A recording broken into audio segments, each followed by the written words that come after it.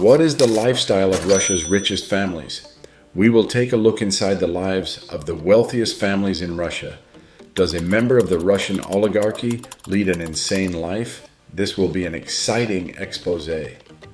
Our team delved into Forbes, real-time billionaires, and good returns archives to determine who Russia's wealthiest are.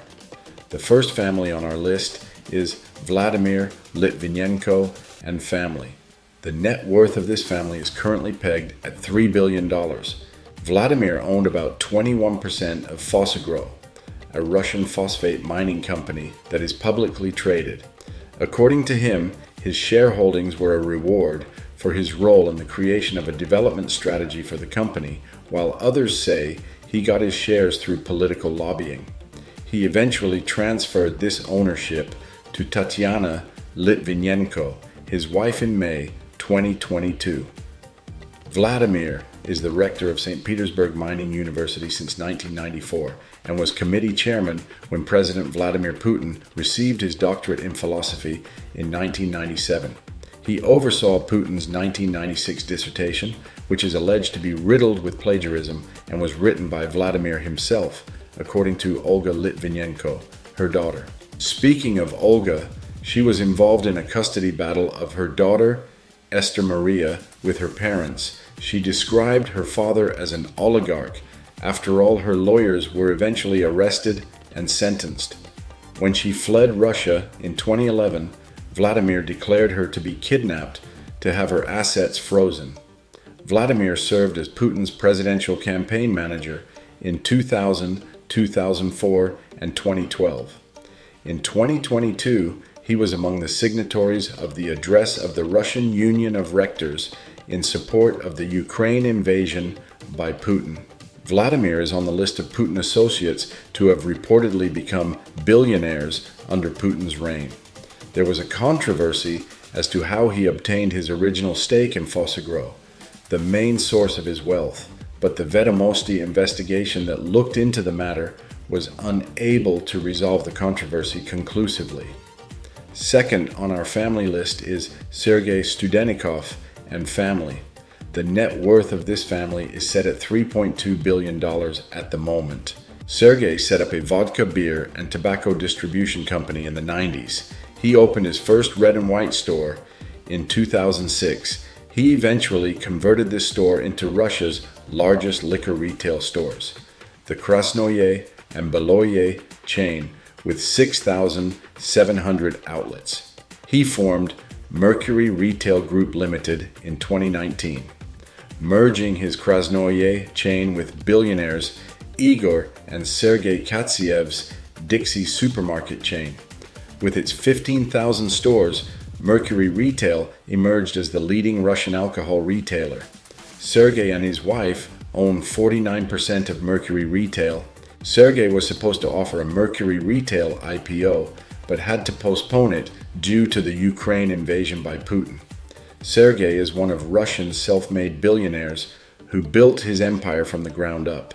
He became a prominent figure in Russia's business landscape for the rapid growth and dominance of his company in the alcohol retail industry. Dmitry Rybolovlev and family is third on our list. This family has a net worth of $6.4 billion as of today. The family's fortune was built on Russia's largest potassium fertilizer producer, Uralkali, for which Dmitry served as chairman during the privatization era in 1995.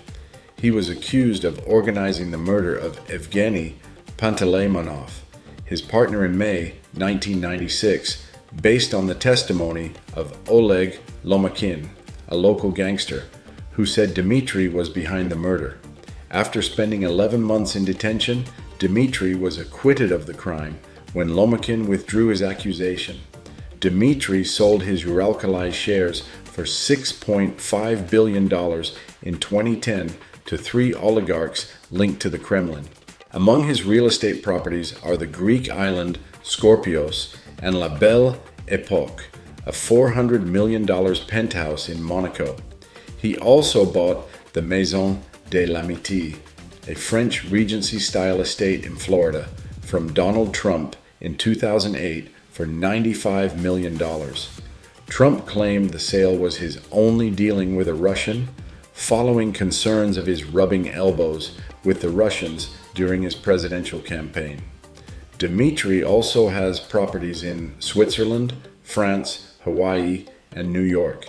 He is the owner of an Airbus and several yachts, including a $250 million yacht called Anna, a Club Swan 125 yacht called Scorpios, coinciding with the Greek island he owns, and a Club Swan 50 racing yacht called Sparty. Dmitry became the majority owner of AS Monaco, the football club of Monaco's president, in 2011.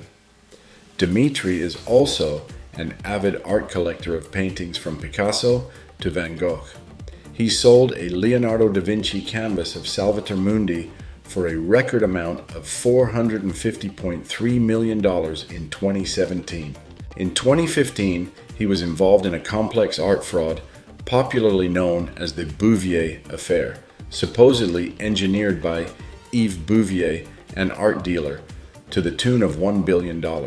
However, all the legal action he filed against Bouvier were eventually dismissed in 2023, so Dmitry had no recourse but to enter into an agreement with Bouvier to soften his loss. Another controversy Dmitry was involved in was known as the Monaco Gate in 2017, where it was exposed that he reportedly tried to manipulate Monegasque establishment members, including judicial, law, and government officials, to arrest and investigate Bouvier during their 2015 dispute. Dmitry's success is primarily hinged on his involvement in the fertilizer industry. His wealth has allowed him to follow a lavish lifestyle, acquiring several real estate assets worldwide, and enabled him to pursue his passion for art, sailing, and yacht racing. Coming in number 4 is Andrei Skok and his family. This family registers a net worth of $6.7 billion. Andrei's business career started with a bakery he opened with Lev Kvetnoy in the late 80s. He then ventured into sales of computer components and became the owner of several companies engaged in fuel distribution. For a time, Andrei was Deputy General Director of Kuznetsov and Partners LLC and of Interfin, an investment company. While working as a bank oil trader, Andrei met Alisher Usmanov, a billionaire, in 1995. Alisher bought Lebedinsky Mining and a Belgorod steel production plant. In 1999, Andrei joined Alisher in the metals business, again as a deputy general, this time at JSC Lebedinsky GOK.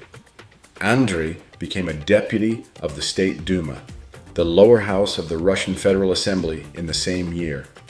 As a State Duma member, he took on the assignment as chairman of the Expert Council on Metallurgy and Mining Industry in 2000. In 2006, Alisher acquired Mikhailovsky GOK, merged it with Lebedinsky Mining, and formed the Metallo Invest conglomerate, where Andrei continues to be a partner. Because a member of the Duma cannot own business stakes, he transferred his shares in all his businesses to his father, Vladimir, and his daughter, Varvara. This includes his 30% share in the Metallo Invest conglomerate and USM Holdings, another company he co-founded.